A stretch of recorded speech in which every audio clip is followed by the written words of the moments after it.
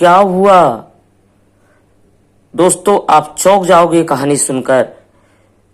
आज हम आपको बताने जा रहे हैं एक ऐसी रहस्यमय और रोमांचक कहानी जिसने पूरे उज्जैन को चौंका दिया। एक लड़का जो 14 साल पहले मर गया था, वह अब फिर से जन्म लेकर लौटा है और इस बार वो अपने पिछले जन्म की यादों के साथ लौटा है। साथ ही उसने उज्जैन के एक छुपे खजाने का रहस्य भी उजागर कर दिया है। क्या सिर्फ एक कहानी है या इसमें सच्चाई छुपी है? आइए हम जानते हैं। 14 साल पहले उज्जैन के पास एक छोटे से गांव में एक बच्चा आरव अपने माता पिता के साथ रहता था।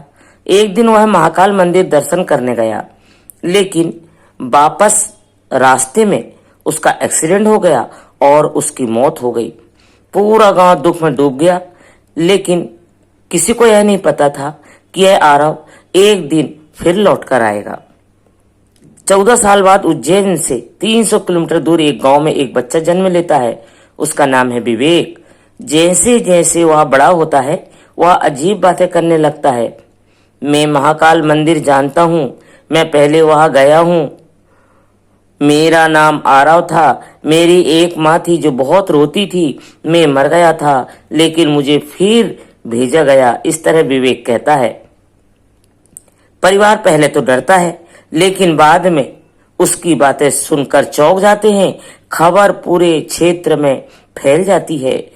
6 साल का विवेक अब उज्जैन आता है तो वह बिना किसी मदद के सीधे महाकाल मंदिर के गर्भगृह की ओर जाता है। वह कहता है, यहाँ मेरे पुराने पिताजी ने कुछ छिपाया था, खजाना। विवेक एक जगह दिखाता है जहां पत्थर के पीछे एक संदूक होती है, जिसमें कुछ पुराने सिक्के और तांबे के सिक्के वगैरह प्लेटें कुछ होता है। पुरातत्व विभाग को बुलाया जाता है और बताते हैं कि सामान 100 साल पुराना है।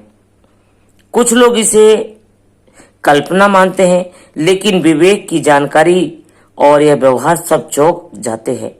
ये सब महाकाल की लीला है। शिव स्वयं पुनर्जन्म की सच्चाई को उजागर कर रहे हैं। जब समय आता है तो आत्मा फिर लौटती है अपने अधूरे कार्यों को पूरा करने के लिए। इस रहस्यमय घटना ने एक बार फिर से हमें यह सोचने पर मजबूर कर दिया है, क्या वास्तव में पुनर्जन्म होता है? क्या आत्मा कभी मरती नहीं? और क्या हमारे कर्म हमें बार बार इस धरती पर लाकर छोड़ते हैं? महाकाल की नगरी उज्जैन में घटी एक घटना हमें जीवन, मृत्यु और पुनर्जन्म की गहराइयों में झांकने को मजबूर करती है। विवेक अक्सर रात को सपने देखता है। उसमें एक दरवाजा दिखता है जहां से तेज रोशनी निकलती है। वो कहता है, मुझे महाकाल ने भेजा है। उस दरवाजे के पीछे और खजाने छुपे हैं। महाकाल भक्तों का संकेत देते हैं कि जब वो चाहते हैं कि कोई माध्यम बने। विवेक कोई साधारण बालक नहीं था। विवेक मंदिर के नीचे बने तहखाने की ओर इशारा करता है। वह कहता है, मुझे यहाँ ले चलो। ये रास्ता पिछले जन्म में था। वहाँ खुदाई होती है और एक पुरानी सुरंग मिलती है। वहाँ एक तांबे की पट्टी पर लिखा होता है, जब समय आएगा तब आत्मा लौटेगी और पुनः जागृत होगा सत्य। और इस तरह टीवी चैनल इस खबर को ब्रेकिंग न्यूज देते हैं। यह क्या बालक वाकई में पुनर्जन्म है? महाकाल की रहस्यमय लीलाएं फिर सामने आ रही है। जब विवेक को आरव की पुरानी माँ से मिलवाया जाता है तो वो दौड़कर कहता है, माँ, और महिला फूट फूट कर रोने लगती है। ये मेरा आरव ही है, मेरा बेटा। मैंने इसको अपनी आंखें से पहचान ली हूँ। हालांकि विज्ञान इससे सहमत नहीं, लेकिन विवेक को हर व्यवहार पसंद आते पहले जैसी थी, वैसा सब माँ जान चुकी थी। इस घटना ने विज्ञान और धर्म दोनों को एक साथ खड़ा कर दिया है। महाकाल की नगरी में एक बालक के माध्यम से भगवान शिव ने एक बार फिर दिखा दिया कि उनकी लीलाएं अनंत है। क्या पुनर्जन्म वास्तव में होता है?